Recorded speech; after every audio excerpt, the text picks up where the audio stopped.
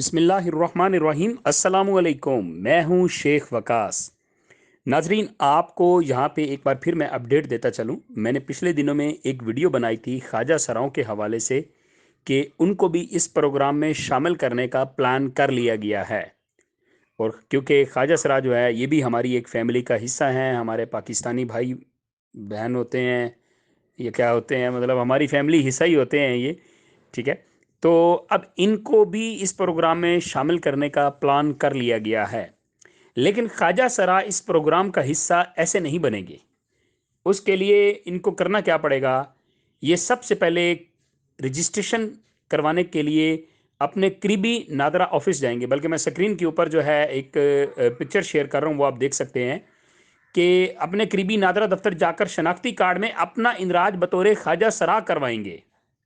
यानी कि वहाँ पे इंदराज करवाएंगे और बाकायदा उस आईडी कार्ड पे मेंशन होगा कि ये ख्वाजा सरा है।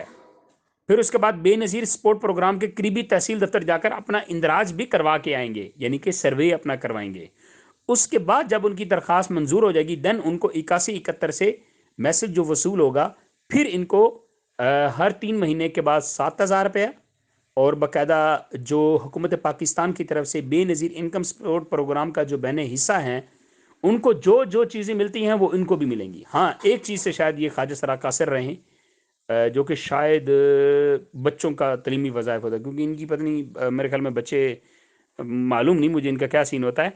बट ये है कि जो बहनें बेनज़ीर इनकम सपोर्ट प्रोग्राम का हिस्सा हैं और जो अफादियत वो वहाँ से ले रही हैं, वो इनको भी यहाँ से मिलेंगी।